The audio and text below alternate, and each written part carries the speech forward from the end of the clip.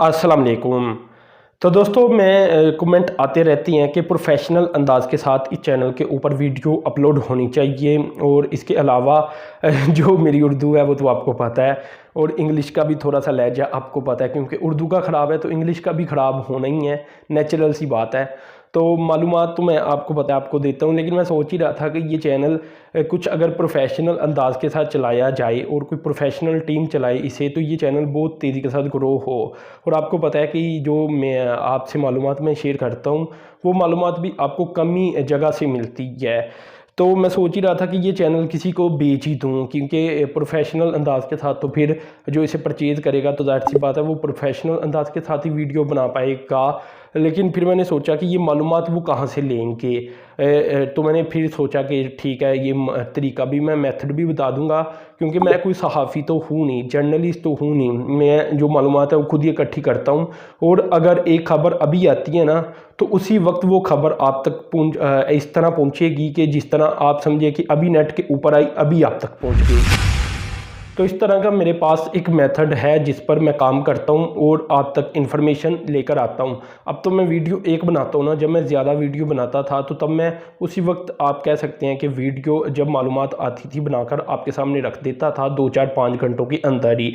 तो खैर अब पहली डेवलपमेंट की बात करता हूँ। अगर किसी को इंटरेस्ट है जो प्रोफेशनल अंदाज के साथ चैनल चला सकता है, चैनल ये बड़ा भी है आपको पता है और ये ग्रो भी बहुत तेज़ी के साथ इंशाल्लाह करेगा जब कोई प्रोफेशनल अंदाज के साथ वीडियो अपलोड करेगा। तो इसलिए फ्री में तो नहीं मिलेगा, काफ़ी आप कह सकते हैं कि अच्छी अमाउंट ही इसके ऊपर खर्च करनी पड़ेगी। लेकिन अगर किसी को इंटरेस्ट है तो वो बात कर ले मुझसे, नीचे नंबर मौजूद है, वो कांटेक्ट कर सकता है कि अगर वो प्रोफेशनल अंदाज के साथ चलाना चाहता है तो चला सकता है। और मैं तरीका भी बता दूंगा कि ये मालूमात आपने इकट्ठी किस तरह करनी है। बाकी मैं तो इस तरह की वीडियोस कहीं भी अपलोड कर सकता हूं, जैसा कि आप जानती हैं, क्योंकि मुझे शौक़ है अच्छी मालूमात शेयर करने का। तो पहली डेवलपमेंट की बात कर लेता हूं। पहली डेवलपमेंट दोस्तों, ये कुछ तस्वीर आपके सामने आ रही होंगी, ये तस्वीरें आप देखें।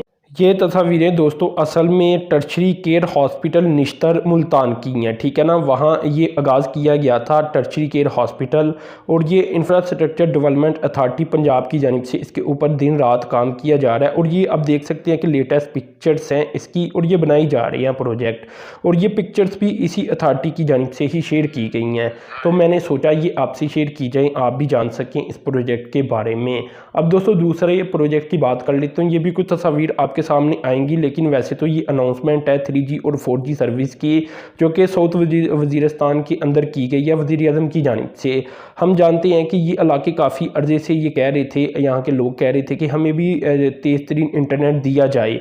तो वज़ीर आज़म की जानिब से ऐलान कर दिया गया। आपको पता है वज़ीर आज़म ने यहाँ जो नौजवानों का एक प्रोग्राम है कर देने वाला 10-10 लाख रुपए वो भी तकसीम किए थे यहाँ, और 3G 4G का भी ऐलान कर दिया था। तो ये बहुत बड़ी डेवलपमेंट इस इलाके के लिए आई थी, और ये मैंने पहले भी आपको बताया था, ये जब गिलगित बल्तिस्तान के इलेक्शन थे इससे पहले, कि इस इलाके के अंदर ये डेवलपमेंट होगी। गिलगित बल्तिस्तान के अंदर इन साउथ वजीरिस्तान और इस तरह के ट्राइबल एरियाज़ के अंदर जो अब KPK का हिस्सा बन चुकी हैं, कि वहाँ जो इंटरनेट की फ्राहमी है उसे तेज़ किया जाएगा।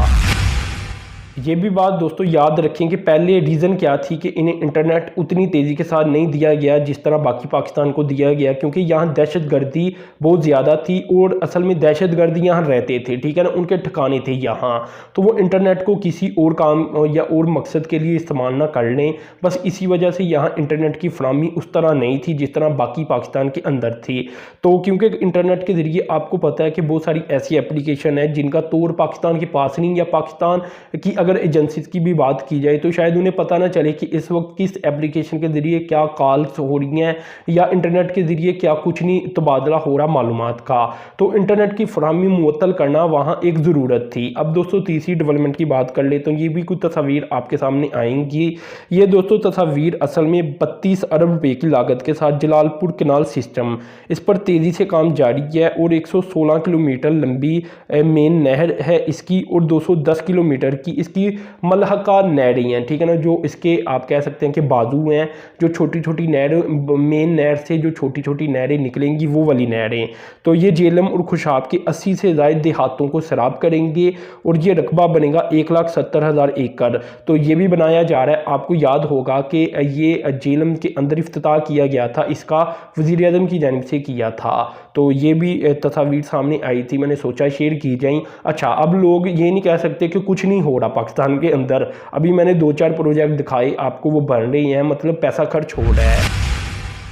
अब दोस्तों अगली डेवलपमेंट की बात कर लेता हूँ और ये डैम्स के मुतल्लक आ रही है कि कुछ डैम्स मज़ीद तैयार हो चुकी हैं कंस्ट्रक्शन के लिए। अब इस पर कंस्ट्रक्शन वर्क कब शुरू होगा ये तो कुछ नहीं कहा जा सकता, लेकिन उनका जो फिजिबिलिटी स्टडी वाला और इंजीनियरिंग वर्क्स होता है कागज़ों के अंदर, वो मुकम्मल हो चुका है। अब ये कंस्ट्रक्शन के लिए तैयार है। अब गवर्नमेंट के पास अगर पैसा आता है, कोई प्राइवेट सेक्टर इन्वेस्टमेंट करता है, तो चाहे ये कल ही शुरू कर दिए जाएँ, यानी इस कंडीशन के ऊपर ये प्रोजेक्ट पहुँच चुके हैं।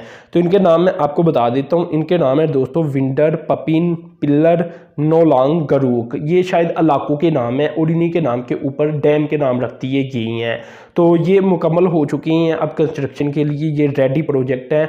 अगर गवर्नमेंट चाहे तो इनके ऊपर अब कंस्ट्रक्शन कर सकती है, ये मालूमात सामने आ चुकी है।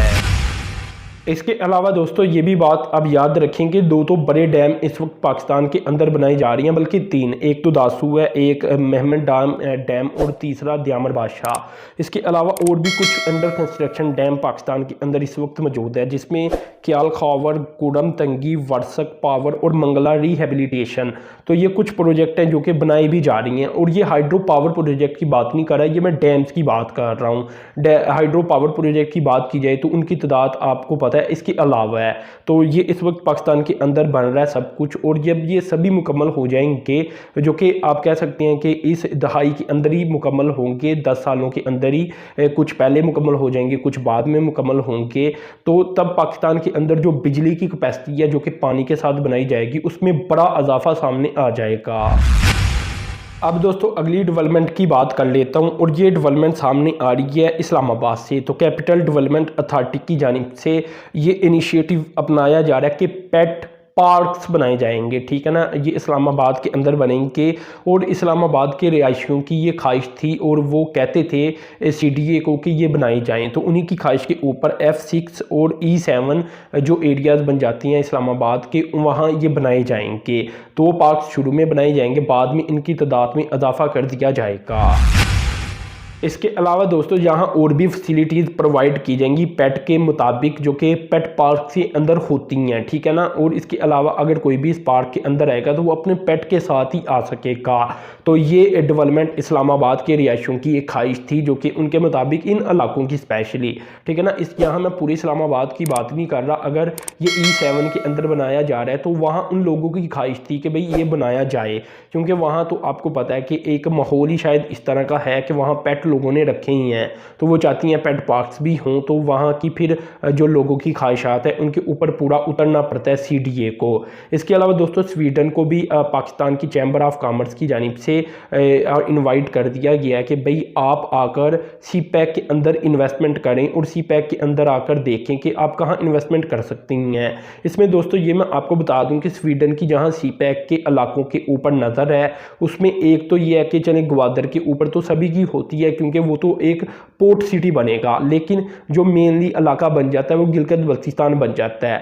वो स्वीडन और बाकी और भी बहुत सारे ममालिक ये समझते हैं कि गिलगित बल्तिस्तान असल में गेटवे बनता है CPEC का, तो वहाँ इन्वेस्टमेंट करने का बड़ा इरादा रखते हैं। वहाँ की जो इंडस्ट्री बन सकती है उस इंडस्ट्री के अंदर बड़े सारे ममालिक इन्वेस्टमेंट करना चाहती हैं और इंटरेस्ट भी शो कर रही हैं।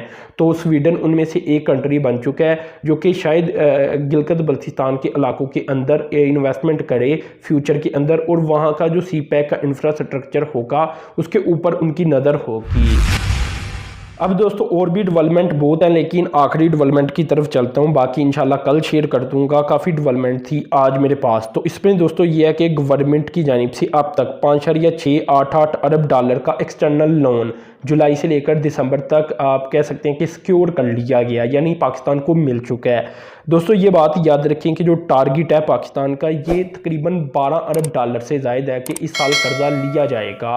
और ये आपको मैं बता देता हूँ कि किस काम के लिए कितना लिया गया है, क्योंकि बाद में आप कमेंट में ये एक दूसरे के साथ बहस भी करते रहती हैं, तो बहस करने की ज़रूरत नहीं। मैं आपको बता देता हूँ कि किस काम के लिए कितने पैसे लिए गए हैं, मेनली मोटे मोटे।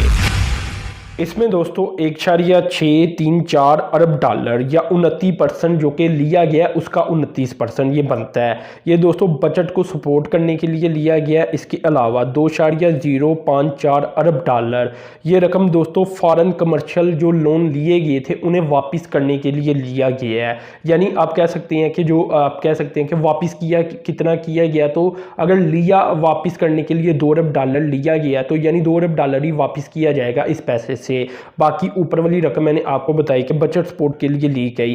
इसके अलावा जो तरक्याती कामों के लिए पैसा लिया गया कर्ज की सूरत में, ये 754 मिलियन डॉलर था जो कि 13% बनता है। ये मोटे मोटे मैंने आपको बता दिए कि इस तरह ये डिवाइड होता है। इसके अलावा और भी पैसे मौजूद है, जैसा कि छोटी मोटी रकम मौजूद है, जैसा कि 1 अरब डॉलर चाइना से लिया गया था सऊदी अरब को वापस करने के लिए सेव डिपॉजिट के तौर पर, ये पाकिस्तान ने रखे हैं पैसे। और इसके अलावा भी चाइना से पाकिस्तान लेता रहता है। तो ये कुछ मोटी मोटी चीज़ें थी, मैंने सोचा ये आपसे शेयर की जाए, आपको पता चले कि डेवलपमेंट के ऊपर 734 मिलियन डॉलर लिया गया। और अगर हमने कर्जा वापस जो करना है उसके लिए 2 अरब डॉलर अगर फ़र्ज करने के पाकिस्तान ने ना करना होता तो वो 2 अरब डॉलर भी शायद तरक्याती कामों के ऊपर लग जाते। तो ये भी बात रियलिटी के अंदर आ जाती है कि जो कर्जा पुराने वाले लेकर जाती हैं, जो नई गवर्नमेंट आती है उन्हें वो पे करना होता है। तो दोस्तों आज की वीडियो में मैंने ये डेवलपमेंट आपसे शेयर की, तो अपने चैनल को सब्सक्राइब कर देना, साथ में जो बेल के आइकन पर क्लिक कर देना। अब तक के लिए इतना ही था। अल्लाह हाफिज़।